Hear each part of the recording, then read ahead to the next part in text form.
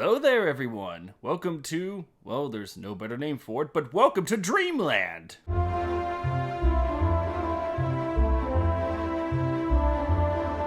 Where you can dream about any character making it in your favorite fighting game so that they can only be blocked by a new member of the Blue Man group. But confound it all, I've wanted to make a video like this for too long, and with only 5 slots left in Smash Ultimate's Fighter Pass, I think now is the time to put this out there. I know the character slots are filled out already by Nintendo, but I want to put out my wish list before it's too late. In all honesty, I don't think I need an intro to sum up the importance of DLC and Smash Brothers and yada yada yada. You know what you came here for, so I'm gonna throw in the disclaimer that this is a very subjective list I have. If a character you love doesn't make it on this list, it's most likely because I haven't played the game they're from. For instance, Shantae. I just haven't been able to spend much time with her, so that's that. Oh, and don't expect me to reference how great a character would be in a competitive sense. I'm a casual player and I don't really follow the competitive scene all that much.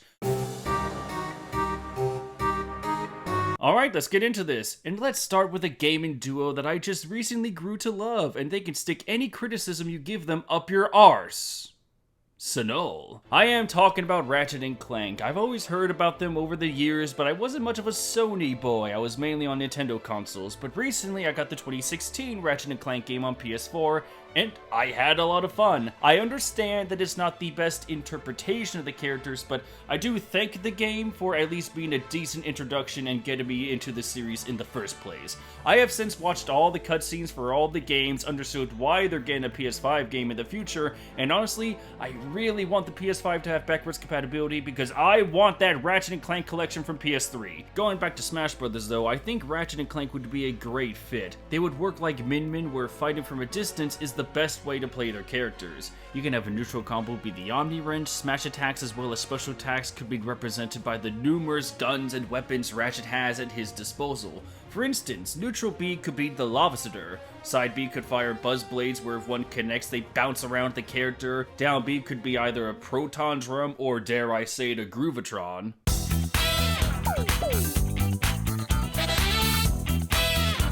In that situation, the Groovitron could act like a counter so that you can't spam it too much. Up B can be Clank's copter or jetpack and have a nice benefit of offering a glide across the stage when used. And then for the final smash, there is only one answer, and that is the majesty of the Rhino.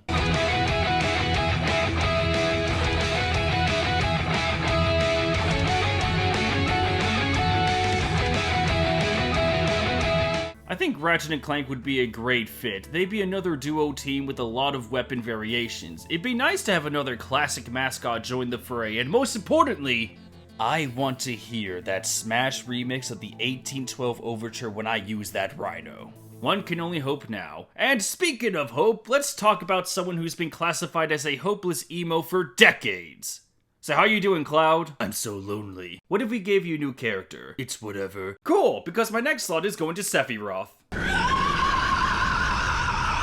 At first, I originally had Kefka on this list. I thought he would be an interesting fit and would probably be the most interesting fighter design-wise in the game. But then I looked over at Cloud one day and felt bad that there wasn't much of Final Fantasy anywhere in Smash Brothers. We got one fighter, one stage, and 2 battle songs. The DLC packs have more content than one of the most famous game series of all time, and I want that to change. I think the best way is for Sephiroth to join the fight because he and Cloud are quite the duo themselves. They have one of the greatest rivalries known to gaming, and if Sakurai could emulate that on Smash Brothers, we got something special going on. Sephiroth might be another sword character, but I think a unique aspect of his fighting style could be used. Like for instance, have him use a Marth playstyle, where the tip of the sword deals more damage. In Sephiroth's case though, that tip would be the hardest thing to pull off.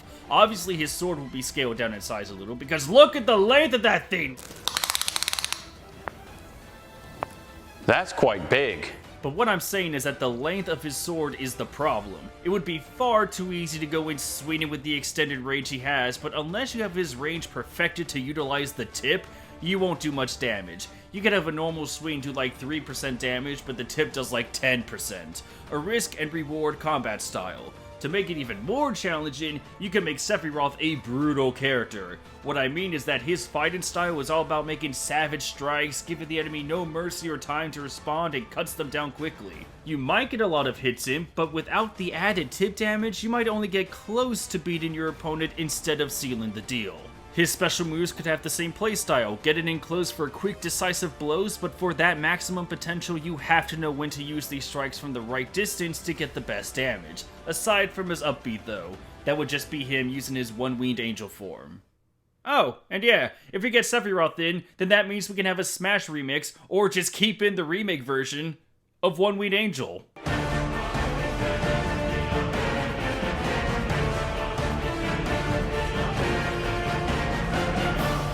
That would be epic. The last reason I want Sephiroth in the game is honestly because of villain representation. There's a lot of great villains throughout gaming history, and I think one of the most famous villains ever deserves to take center stage next to his eternal foe. You know what's weird though? In Smash Ultimate, Capcom has the most representation in assist trophies, Mii costumes, and even spirits. But my god, does it not feel like it. I like these additions, but like any teenage princess, I want more! I want Capcom to throw another fighter in the mix, because let's face it, a lot of their fighters are currently unemployed right now. But who to pick? Virgil? No, it's more likely that Dante would get in first, and Virgil would be a cameo at that point. Street Fighter already has their reps and... Of course! Why didn't I see it before? Fire breath! No way, I can't be serious about that. But oh, I can't say no to this! Give me that beautiful Joe! To be 100% honest, if Joe here was allowed to keep his full power set in Smash Bros., he would probably be like Yoda in Soul Calibur 4. Unstoppable. Beautiful Joe has a sense of classic to him. His origins are on the GameCube, had an amazing first impression, unique powers related to editing a movie like slowing and/or speeding up himself and the world, and Joe's design screams fun. I think he deserves a shot at Smash Bros. His gameplay would essentially be distorting time around opponents. You know which time from Bayonetta that everyone loves? Well, now here's a pointy chin dwarf that will change time at all times, but will hopefully be more balanced. He can slow enemies down with a counter, speed himself up, and for the most prominent tool at his arsenal, Joe can use the zoom effects to deal extra damage to enemies, or let Joe use more special moves. Before I forget, Joe's final smash could be him teaming up with Sylvia for a 6-cannon attack. I'm game for whatever. The more I look at Beautiful Joe, the more convinced I am that he should be fighting in Smash. His entire game was built around a 2D fighting plane, and Marvel vs. Capcom took advantage of that. I don't even have any other jokes or insight into this choice. Joe feels like one of those choices where it should be obvious that he will join because he matches all the criteria for a great character. Unfortunately, like I mentioned before, only time will tell. I can only beg you, possibly future Sakurai, please don't send Joe or his series back into the great abyss. And you know why on top of that? Because that abyss already has someone else living in it, and he too matches the criteria for a Smash Bros. Character. You know him. You might hate me because I, like many, will keep asking for this, but let's get our obvious pick out of the way and have a quick chat on Waluigi. Waluigi is one of those characters who seems like an obvious choice, even more so than Joe. And I'm not just saying that because he's one of my favorite Mario characters and that I can relate to him. I mean, we both like tennis, have less than ideal faces, and have horrifically long legs. But to be serious here, in terms of Mario characters, he's the only other character from the main cast to yet have a fighter slot. Forever reduced to being an assist trophy because all he can do is use a tennis racket. That just hurts because he's been a staple for a lot of the Mario side games. The man has been in the Olympics, for God's sake, give him some respect. I will even dare say that he has the most unique potential for a Mario fighter moveset, as well as having the most unique personality in this mushroom cast. In terms of moves, I think the fan game Super Smash Flash 2 has the right idea. A character that can fight like Luigi, but has unique special moves that relate to the evil twin, such as his tennis racket of course, but also using a Mario Party dice block since he was the villain in Mario Party 3, and using his star special for Mario Power Tennis. If I had to change anything, I'd say go even further beyond. Let's have some combo streams be linked to his boss duo in Mario DDR, or perhaps using less powerful bombs like he used as a special move in Mario Kart Double Dash, Dash and in the cutscenes for Mario Power Tennis. We can also use twist and projectiles like in Mario Super Sluggers, or dare I say, have an up B attack be linked to a slam dunk in Mario Hoops 3-on-3. As for his final smash, I think the best option would be his Striker's Charged Mega Strike. That just looks terrifying and powerful at the same time. To almost quote myself at the start, but Waluigi is one of those characters that feels like a no-brainer. He has the history, he has the connection to Nintendo, he has the potential for a fighting game moveset, and he no doubt has the fan demand. Every time I go look at Mii's or custom stages in Smash Ultimate, I will always see references to Waluigi. He may have been trapped as an assist trophy, but if anyone deserves to become something more, it's Waluigi.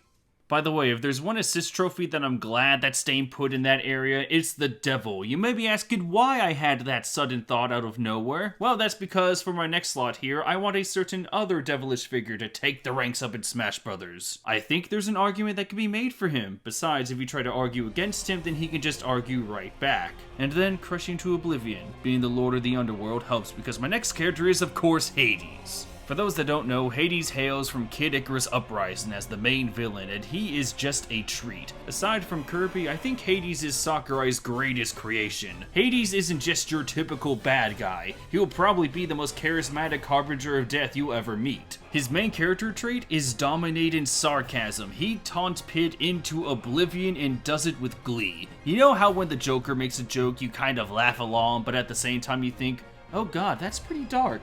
Hades is the same deal, but amazing character is only part of the reason I want him in Smash. Another part refers to what I said earlier. Kid Icarus Uprising was created by Sakurai himself, and just like Waluigi, Hades has no role anywhere in Smash Brothers even though the rest of the main characters have some presence. And yes, Hades does have spirits, but now Min Min has given me more hope because of that. Hell, if Dark Pit can make it in, I wonder if we could take that one extra step further. Just like with Sephiroth, we would have another true villain join the ranks for more matchups, and then there's his moveset. We can give him the basic melee attacks, but Hades thrives on energy assaults. Aside from forming twisters and casually dive kicking wastelands, Hades' entire body is covered head to toe with ways to blast out energy. He can also use plenty of reflex spells like Palutena, and even has an interesting counter. In terms of a final smash, Hades can use his final beam attack he charges during his final battle, and can even reference his alternate Disney costume.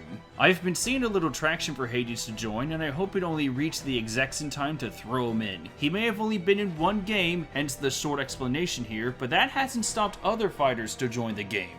One last extra I want to add could be his victory dialogue. How amazing would it be that whenever Hades defeats a character, he has a personalized taunt at the ready to rub it in. If that ever happened, Scott Bullock, the voice of Hades, would make a fortune in voice acting revenue. Not much else to say, but I think the stars align on this one. The last main character from a Sakurai creation that has everything he needs to bring himself back to life and descend into the field of battle. We are now halfway through my little list here, and that's good timing because my next fighter choice, as it turns out, has only half of his eyes. So on that joyous note, everyone, meet the Demoman. To my surprise, I've been seeing more and more people wanting the Heavy from TF2 to make it in Smash Brothers. Whether it's for another M-rated character to make the cut, for the memes, for representing Great Motherland. I can back this horse. I don't think I've mentioned it before in this channel, but I've loved playing TF2 since 2011. I've stopped nowadays, but I still have many fond memories. So when I saw the Heavy get more and more appeal, the more it clicked that yeah, someone from TF2 might actually be a good pick for Smash. TF2 has been an active game for over a decade now, it would be another third-party contender, and the potential for a great moveset could be argued for all 9 mercenaries. However, as you all heard about a minute ago, where one wants the Heavy, I want the Demoman.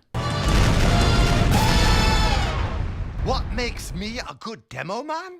If I were a bad Demoman, I wouldn't be sitting here discussing it with you now, would I? Good old Tavish here might be the most dangerous person I put on this list because he has 3 sets of weapons. His first weapon is his primary grenade launcher, the second being a sticky bomb launcher for trapping other players, and then there's my pride and joy, the Demo Knight. This playstyle, for the uninitiated, is where the Demoman dons a shield and charges through enemies with a variety of blades and even a haunted axe which I shall treasure to this day. The Demo Knight playstyle is so addictively good that TF2 even has a game mode dedicated entirely to this type of combat. And everyone said that bringing a knife to a gunfight was a bad idea. With these weapons, I think the Demoman would be a glass cannon in Smash. His neutral attacks could be the grenades he fires. They can either explode on impact or bounce a couple feet before blowing up. But this isn't a guarantee for victory. Like in TF2, you would have to train with Demoman to make sure you know how to shoot.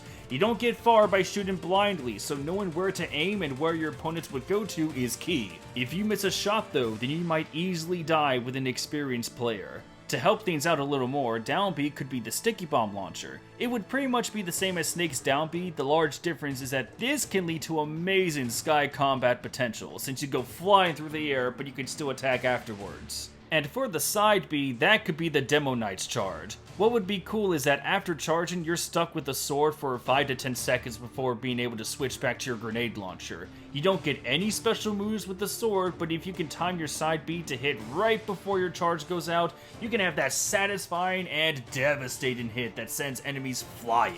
As for the final Smash, I think it's only fair to bring in the rest of the mercenaries. You can have a situation where you have first-person perspectives of everyone firing their weapons, making the enemy fly towards a carefully placed sticky bomb trap as shown in the Demoman's Mii trailer. Or, if you wanted to focus just on the Demoman, you could launch an enemy to the sky only for the Demoman to follow with his trusty caber to get a giant explosion.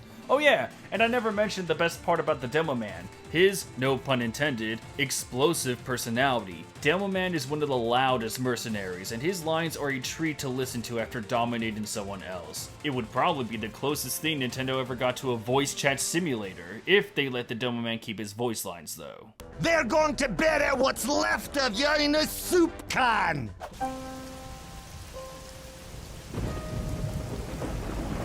All of the TF2 mercenaries offer unique personality and fighting style, but Demoman has been my favorite mercenary to play. His charismatic character and his addictive playstyle feels like a great fit for a piece of DLC. Sure, Nintendo might have to censor out him getting drunk all the time, but if that's the price that must be paid, I say go for it.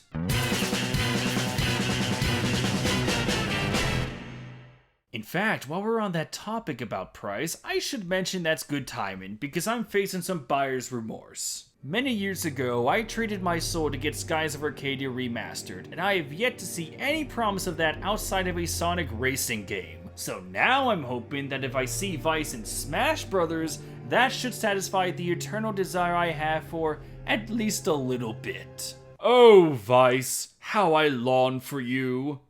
Don't tell my girlfriend. I think it's only natural for anyone that makes a top 10 list like this to include a character from their favorite game ever, and I'm no exception. I've said it before, and I will say it again now and forever. Skies of Arcadia is my favorite game. I love its story, I love its characters, I love its music. It's the first RPG I played and fully completed. I love the special moves, I love the strategy, I love the various locations in the game, I love the epic sense of adventure this game gives me. Even after beating this game a few times, I lose no investment from simply sailing the skies and revisiting locations past. This world feels alive, and I think it's a shame that if you don't have a Dreamcast or GameCube, you won't be able to try out this game for yourself unless you just want to listen to the godlike soundtrack online. So who is the game's main character Vice? Well, take Sonic, take Luffy, smash their personalities and beliefs about being free together, and there we go. That's Vice. He's a sky pirate that acts more like Robin Hood. He attacks those that hurt the innocent and just wants to travel the world. Vice may be another sword fighter that has access to magic spells, but his sky pirate design, double blade combat, and special attacks would make him stand out at the very least a little. His neutral attacks could be linked to his simple slashes, while charge attacks could match his critical attack poses. In terms of special moves, you could have a neutral B energy slash, down B could be skull shield for negated damage, side B could be a charge attack that leads into a Cutlass Fury combo, and Vice's up B could be his Rain of Swords attack. For that one, he can launch straight up in the sky like Incineroar, but follow up with a projectile attack to keep fighters away from him. Only problem with that is afterwards, Vice would fall straight down, so this move can't really be abused as a projectile. As for the final Smash, I'm down with his crew coming in for a combo attack, but I want to see a Smash version of Pirate's Wrath. Vice slashes lightning and cuts you down in the symbol of a pirate flag. It's one of those moves where I would keep building up focus in the game so I can use it as much as I want. I think Vice has what it takes to join Smash. He's kind of like Rob before he made it into Brawl. A little obscure, but would make sense for a crossover like this. And before I forget, yes, I do want Vice in the game so I can hear remixes of the soundtrack. If we could take Castlevania's original out of time...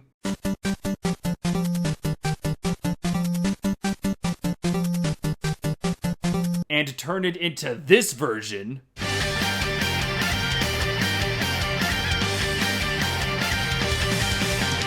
I think I'll be set for the rest of my days if we get a remix Skies of Arcadia soundtrack. Probably asking for too much here in this dream scenario, but hey, as one famous pirate once said, The dreams of pirates will never end! Speaking of dreams, it seems like one certain dream about a certain marsupial joining the roster is coming true because everyone is convinced that he will join the game. And yeah, I agree. I want him to join. So what's his name over the top cartoon intro? Crash Bandicoot! I regret my decision already. I feel like this is another Waluigi case, whereas this is another obvious choice since all the criteria and more are meant to be a Smash Bros. Character. I mean, Crash was considered to be a rival to Mario and Sonic back in the old days. His gaming career, while taking a dive, has come back with more love than ever. He's one of the most requested characters and has that air of being inevitable. It's like waiting for the sun to rise. You know what's coming, and when that light breaks the dawn, you just think to yourself,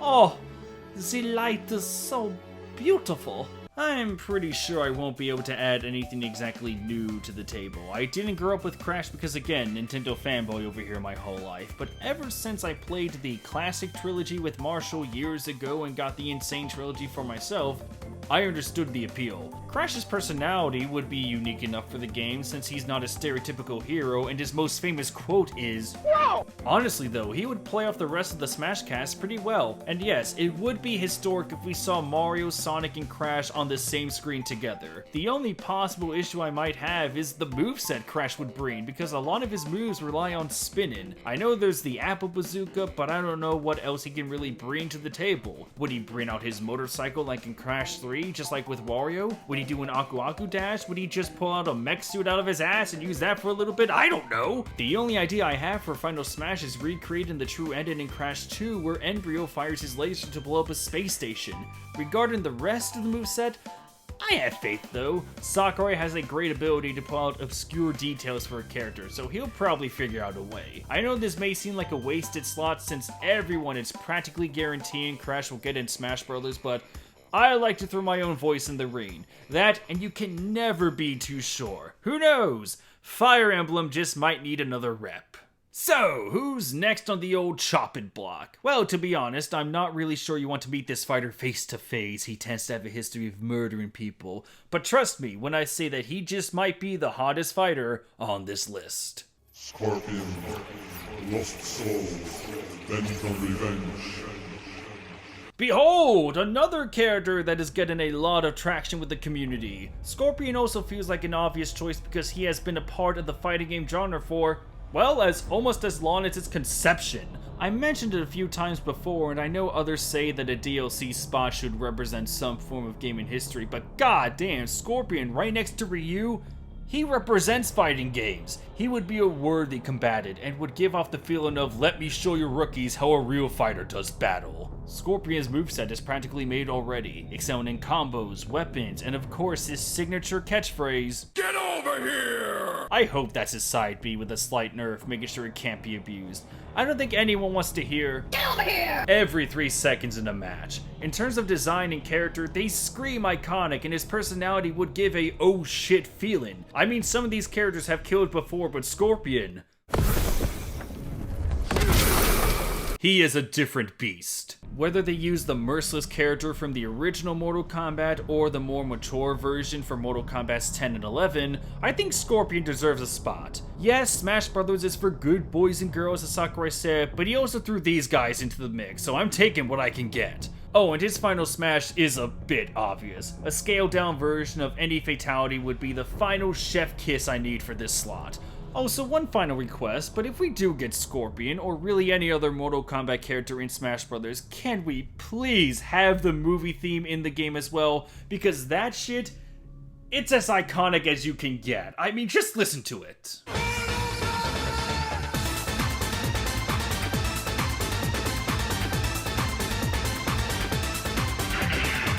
Sweet Jesus, I can only beg. This is another short section, but like with Crash, I don't think there's much more I need to mention. I'm just really hoping that one of the mascots of fighting games gets his due. And here we are, number 1, the characters I want to see in Smash Ultimate the most. But wait, I hear you ask, characters? Will I mention another duo?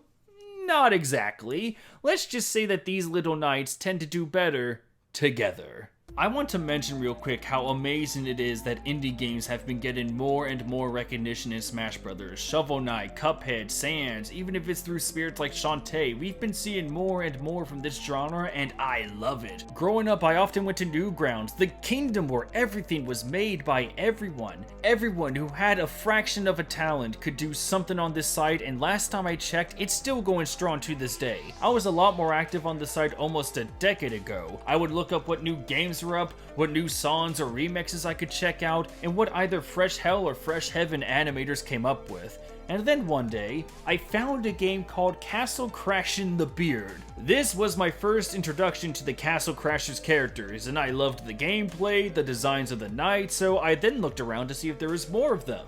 That was when I found the game Castle Crashers, and it was available on the PS3. I bought it, and it's been one of my favorite games since. Hell, if you ask my roommates, or as we're known on YouTube, the Doommate, they'll have the same response. We adore this game. The art style is classic, the gameplay is simple yet never stale through its beat-em-up mechanic, the main characters are like Crash where they don't say much of anything, but they have a personality through actions and expressions, the environment is a humorous medieval epic, the music is godlike. And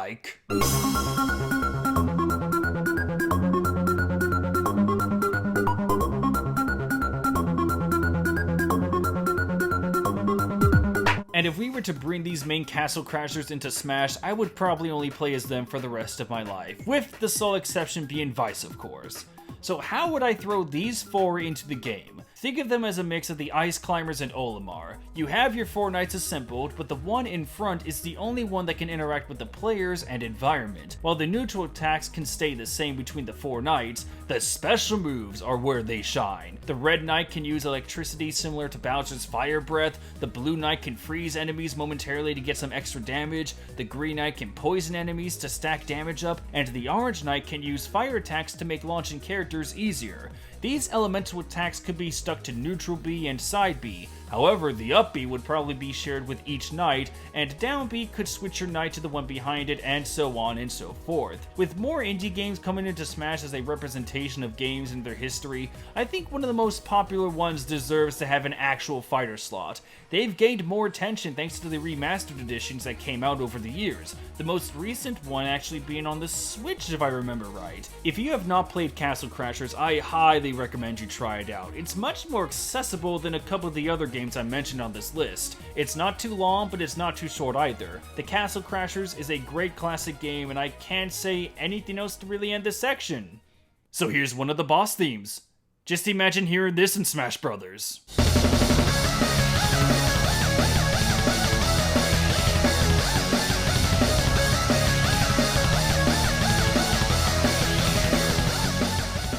And there we have it, that's my wish list. I finally got it off my chest, and now we just have to wait. If any one of these characters actually makes it in the game, you might hear me scream. Along with the millions of other people that see the trailers. But yeah, Ball has been in Nintendo's court for a while, so let's see what they do. Did you guys have any of the same characters as me? Anyone different that you think that should be added to the game? Let me know down in the comments. Thank you all so much for watching this video, and as always, you legends, I will see you next time. Take care.